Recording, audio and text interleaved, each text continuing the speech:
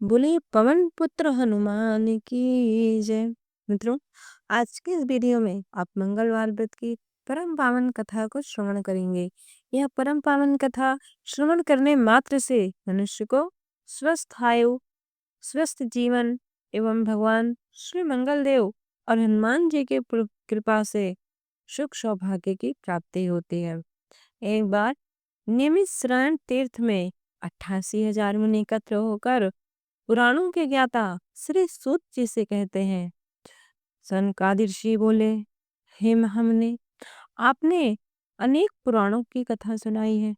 आपने ऐसी महान महान व्रत उपाय बतलाए हैं जो बहुत ही कठिन है, परंतु हे ऋषिवर, मनुष्य लोक में जो प्राणी है उनकी आयु बहुत छोटी है और उनके पास पर्याप्त धन भी नहीं है। पृथ्वी लोक पर बहुत गरीब लोग भी निवास करते हैं। ऐसे में वो लोग थोड़े से परिश्रम में, थोड़े से समय में ऐसा कौन सा उपाय करें जिससे उनको थोड़े ही परिश्रम से सुंदर संतान की प्राप्ति हो और मनुष्यों को रोग, शोक, अग्नि, सर्प आदि का भय न हो। क्योंकि हे ऋषिवर, कलयुग में तो जीवों की आयु बहुत कम है। यदि वो रोग आदि से घिरे रहेंगे तो भगवान श्री हरि विष्णु का ध्यान कैसे करेंगे, पूजन कैसे करेंगे। इस पर श्री सूत जी कहते हैं कि हे मुनियों, तुमने लोक कल्याण के लिए अति उत्तम प्रश्न पूछा है। अब मैं तुम्हें वही सम्मान बताता हूँ जो एक समय में महाराज युधिष्ठिर ने भगवान श्री कृष्ण से कहा था। अब तुम ध्यान पूर्वक सुनो, तुम्हें मैं वही वृत्तांत बता रहा हूँ। एक समय पांडवों की सभा में श्री कृष्ण जी आनंद पूर्वक विराजमान थे। तब युधिष्ठिर ने भगवान श्री कृष्ण से हाथ जोड़कर ये प्रश्न किया, हे भगवान, हे नंद नंदन, हे गोविंद, आपने मेरे लिए अनेकों कथाएं सुनाई हैं। हे गोविंद, अब आप कृपा करके कोई ऐसा व्रत या कथा बतावें जिसको करने से मनुष्य को श्रेष्ठ पुत्र की प्राप्ति हो। हे प्रभु, बिना पुत्र के जीवन व्यर्थ है और बिना पुत्र के मनुष्य नरकगामी होता है। इसलिए हे प्रभु, अब आप कृपा करके मुझे बताइए कि मैं अपने पितृ ऋण से कैसे उबर सकता हूँ। क्योंकि पितृ ऋण से ना हो, यदि पुत्र ना हो तो मनुष्य पितृ ऋण से पूर्ण नहीं हो पाता। बिना पुत्र के मनुष्य नरकगामी होता है। इसलिए हे मधुसूदन, कृपा करके पुण्यक नामक नरक से उद्धार के लिए मुझे पुत्रदायक व्रत बतलाइए। भगवान श्री कृष्ण कहते हैं कि हे राजन, इस विषय में एक अत्यंत ही प्राचीन इतिहास है, तुम इसे ध्यान पूर्वक सुनो। प्राचीन काल में कुंदनपुर नामक नगर में नंदा नामक एक ब्राह्मण रहता था। भगवान श्री हरि विष्णु की कृपा से उसके पास सब कुछ था, परंतु वह बहुत दुखी था। उसका एकमात्र एक कारण यह था कि उस ब्राह्मण की स्त्री सुनंदा, उसके गर्भ से कोई संतान नहीं हो रही थी। ब्राह्मण की पत्नी अत्यंत पतिव्रता थी। वह नित्य प्रति भक्ति पूर्वक से हनुमान जी की आराधना करती थी। मंगलवार के दिन व्रत रखती, दिन के अंत में भोजन बनाकर श्री हनुमान जी को भोग लगाने के बाद स्वयं भोजन करती थी। एक दिन मंगलवार के दिन ब्राह्मणी कार्य की अधिकता से हनुमान जी को भोग न लगा पाई, तो ब्राह्मणी को बहुत दुख हुआ। उसने भी कुछ न खाया और ना ही कुछ पिया। उसने अपने मन में प्रण किया कि अगले मंगलवार को श्री हनुमान जी को भोग लगाकर ही वह अन्न जल ग्रहण करेगी। ब्राह्मणी रोजाना की तरह भोजन बनाती थी, परंतु स्वयं भोजन नहीं करती थी। वह ब्राह्मणी सुनंदा अपने निश्चय के अनुसार भूखी प्यासी रही। मंगलवार को सुनंदा प्रातः काल ही मूर्छित होकर गिर गई। उसके भक्ति के प्रभाव से श्री हनुमान जी प्रसन्न होकर और प्रकट होकर बोले कि हे सुनंदा, मैं तेरी भक्ति से बहुत प्रसन्न हूँ, तू वरदान मांग ले। श्री महावीर जी बोले, वह सुनंदा, तू वरदान मांग, मैं तुझसे प्रसन्न हूँ। सुनंदा बोली, हे प्रभु, मेरे कोई संतान नहीं है। आप कृपा करके मुझे कोई पुत्र अथवा कन्या प्रदान करें, आपकी अति कृपा होगी। श्री महावीर जी बोले कि तेरी इच्छा पूर्ण होगी, तेरी एक कन्या रूपी रत्न पैदा होगी और उसके अष्टांग रोज सोना दिया करेंगे। इस प्रकार से कहकर श्री महावीर जी अंतर ध्यान हो गए। वहां ब्राह्मणी बहुत ही प्रसन्न हुई, सभी समाचार अपने पति से कहा। ब्राह्मण देव कन्या का वरदान सुनकर कुछ दुखी हुए, परंतु सोना मिलने की बात सुनकर वह प्रसन्न हो गए और मन में विचार किया कि चलो अच्छा ही है, इसी बहाने कन्या के साथ साथ मेरी निर्धनता भी समाप्त हो जाएगी। समय आने पर सुनंदा गर्भवती हुई और 10वें महीने में उसे कन्या रूपी रत्न प्राप्त हुआ। वह बालिका अपने पिता के घर में इस प्रकार बढ़ने लगी जैसे शुक्ल पक्ष का चंद्रमा। धीरे धीरे जब वह कन्या 10 वर्ष की हुई, तब एक दिन सुनंदा अपने पति से कहती है कि हे स्वामी, अब हमारी कन्या विवाह योग्य हो गई है, कृपा करके इसका विवाह कर दो। इस पर ब्राह्मण नंदा बोला, अरे, तुम्हें इतनी भी क्या जल्दी पड़ी है? मैंने तो 15-15, 16-16 वर्ष की लड़कियों का विवाह कराया है। अभी तो हमारी कन्या बहुत छोटी है। समय आने पर हम इसका विवाह अवश्य कर देंगे।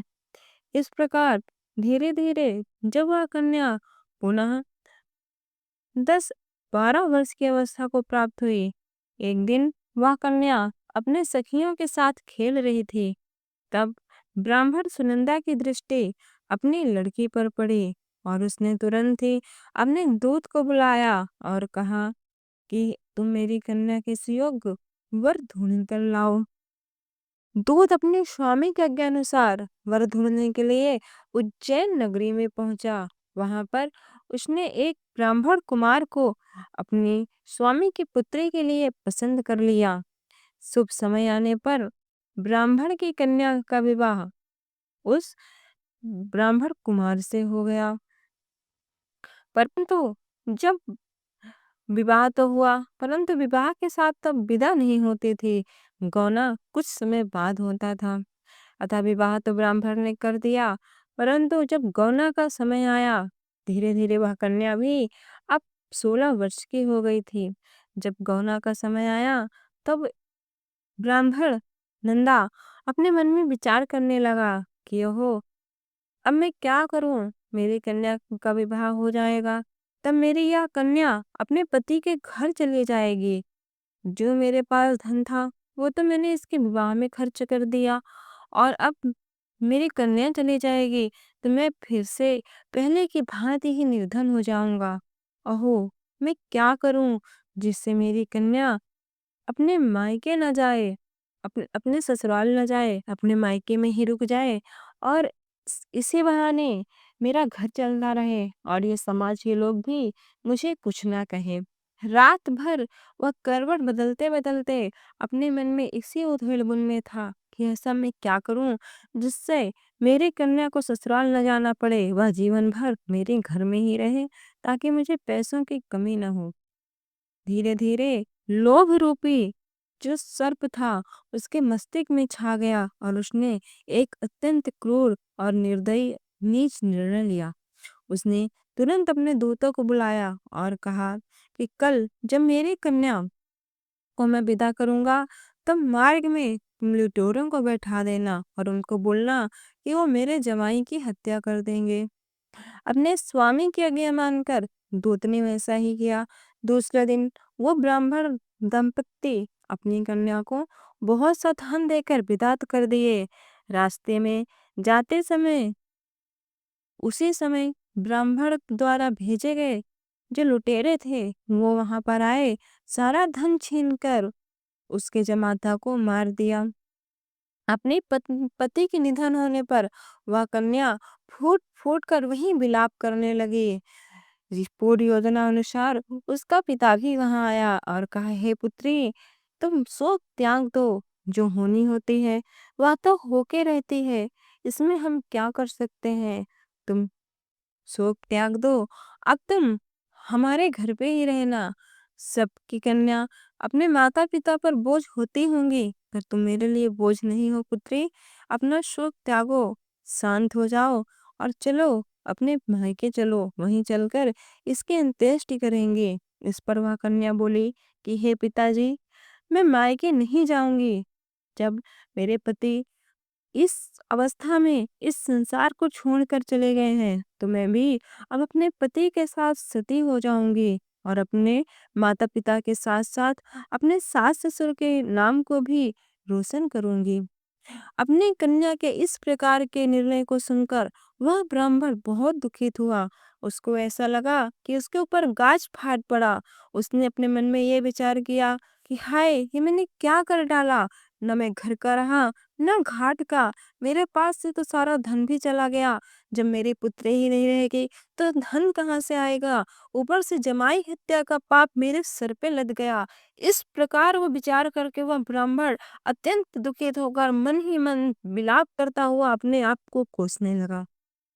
अपने पिता की इस अवस्था को वह ब्राह्मण कन्या नहीं समझ पाई, क्योंकि वह अत्यंत ही दुखी थी।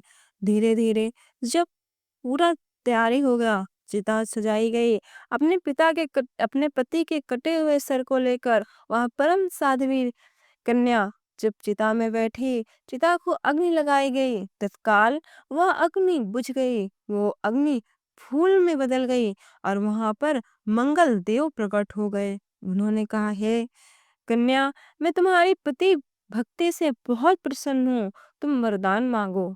उस कन्या ने कहा, हे मंगलदेव, मैंने तो कभी भी आपका व्रत नहीं किया, तो आप मुझ पर प्रसन्न कैसे हो गए। इस पर मंगल देव ने कहा कि हे कन्या, तुम पूर्व जन्म में मंगलवार का व्रत करती थी, मेरी परम पावन कथाओं को पढ़ती अथवा सुनती थी, सारा दिन मेरे नाम का जप करती रहती थी। तुम्हारी माता भी भगवान श्री हनुमान जी की भक्त है, इस कारण हम तुम पर प्रसन्न है, तुम वरदान मांगो। इस पर वह कन्या ने कहा कि हे मंगल देव, यदि आप मुझ पर प्रसन्न हैं तो मेरे पति को जीवित कर दीजिए, और जैसा दुख मुझे झेलना पड़ा वैसा दुख संसार में किसी को न झेलना पड़े।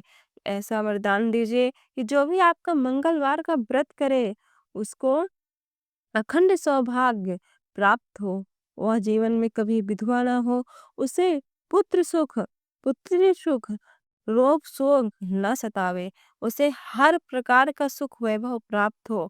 हे मंगल देव, जैसा दुख मैंने देखा वैसा कोई और न देखे। उसके इस प्रकार की बातों को सुनकर मंगल देव बहुत प्रसन्न हुए और उन्होंने कहा कि हे पुत्री, मैं तुम पर बहुत प्रसन्न हूँ। तुम्हारा पति पहले से भी अधिक स्वस्थ, ज्ञान और तेज वाला होगा। तुम्हारे पति की हत्या का प्लान तुम्हारे पिता ने ही बनाया था, अतः तुम अपने पिता को दंड देना चाहती हो तो दे सकती हो। इस पर वह कन्या ने अपने पिता को देखते हुए कहा कि हे पिताजी, आपने ये क्या किया। फिर उसने मंगल देव से कहा कि हे प्रभु, आप मेरे पिता को सद्बुद्धि प्रदान करो, उन्हें लोभ के जो महान सर्प ने डस रखा है उनको सद्बुद्धि दो। मंगल देव ने वैसा ही किया, उसके पिता को सद्बुद्धि प्रदान किया। अब तो मंगल देव की कृपा से उसके पिता भी मंगल देव का व्रत रखने लगे और हनुमान जी की कृपा से उनके घर में सुख शांति एवं वैभव का प्रचार हुआ। भगवान श्री मंगल देव की कृपा से वो पति पत्नी सुखपूर्वक रहते हुए उन्हें एक चंद्रमा के समान सुंदर पुत्र प्राप्त हुआ।